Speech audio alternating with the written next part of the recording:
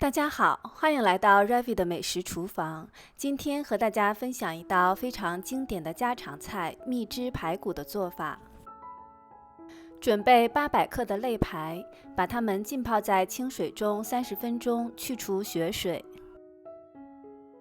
洗净沥干之后，用纸巾擦干。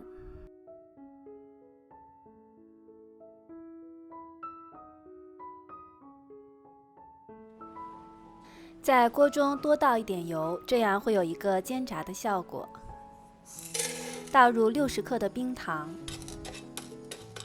把冰糖摊开一些，这样它们会受热比较均匀。炒糖色的时候一定要全程小火，慢慢的让冰糖融化。现在冰糖已经融化，变成了金黄色。我们再炒一会儿，等到变成红褐色的时候，糖色就已经炒好了。这时候可以看见下面有密集的小泡泡出现。现在我们把排骨放入锅中，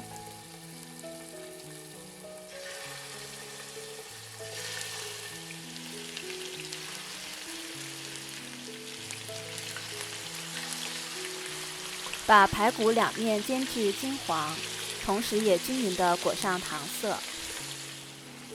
底面煎至金黄之后翻面，把另外一面也煎至金黄。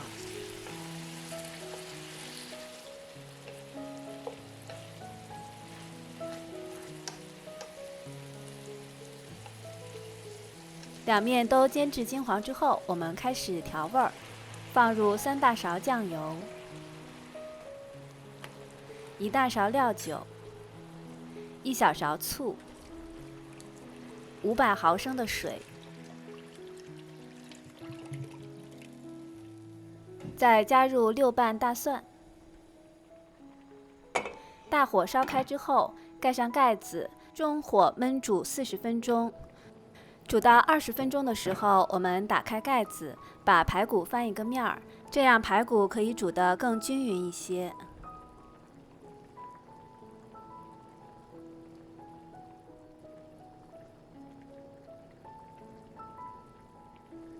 翻好之后，盖上盖子，继续焖煮。40分钟之后，打开盖子，这个时候排骨已经很漂亮了。我们现在开大火来给排骨收汁。在收汁的过程中，这个糖色会越来的越浓，越来的越亮，非常的漂亮。等汁水差不多收干之后，就可以出锅了。这样做出的排骨不仅色泽红亮，非常诱人，而且咸甜可口，入味儿又好吃。撒上白芝麻和葱花，就可以一起和家人分享啦。好了，今天的视频就分享到这里，谢谢您的收看。喜欢我视频的朋友，欢迎点赞订阅，我们下次再见。